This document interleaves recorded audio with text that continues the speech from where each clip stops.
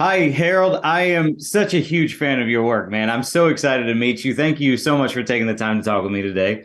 Thank you very much, Chris. I'm excited to be here. You look happy, so I'm in with you. Let's do it. Oh, good, good, good. Well, I don't want to get too spoilery with season two, but is it safe to say that you don't have a problem with claustrophobia? I have a problem with it, and hopefully you see that on the screen. I don't like it.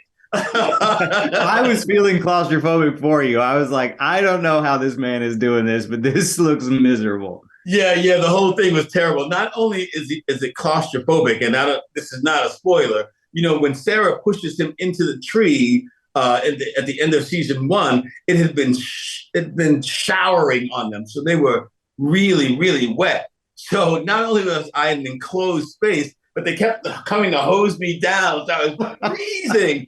I was cold. I was enclosed. I was like, this is the worst day of my life. And I spent like a week shooting like that.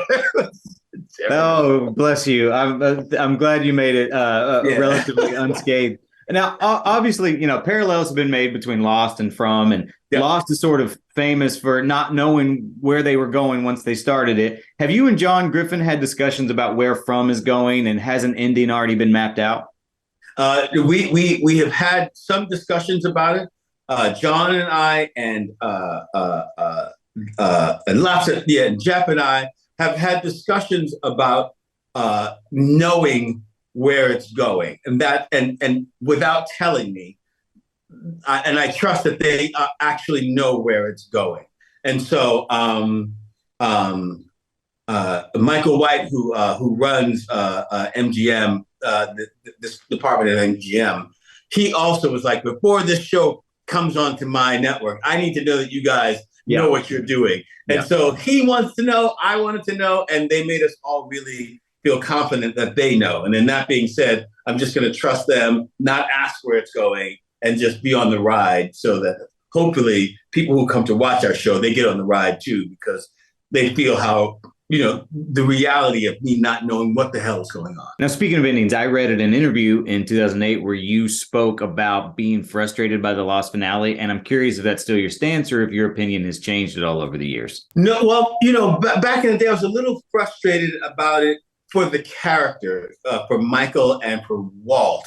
But the thing that I think about, the people who are writing it, and that I really do appreciate. It's the same thing I appreciate about From, is that you get on this really great ride, and you get on this ride that you become emotionally attached to.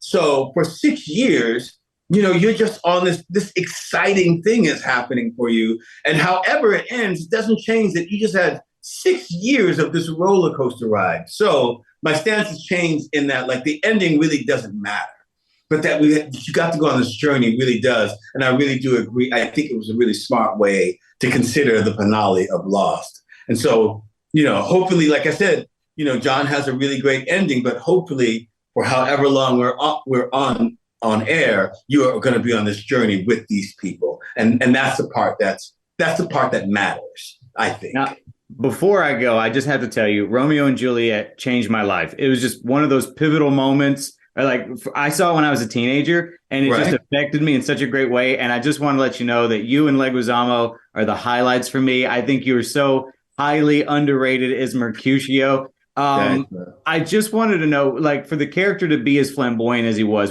did you bring that to the role, or was that something that Baz sort of like suggested you do?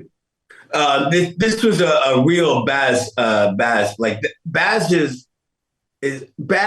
flamboyant. Like, as you can see, like in his movies, he's just big and audacious and all that stuff. And I just jumped on to see if I could jump into that space with him. Like my first, not my first, but I think it was my sixth audition for this thing, and they auditioned every actor in New York City for these roles.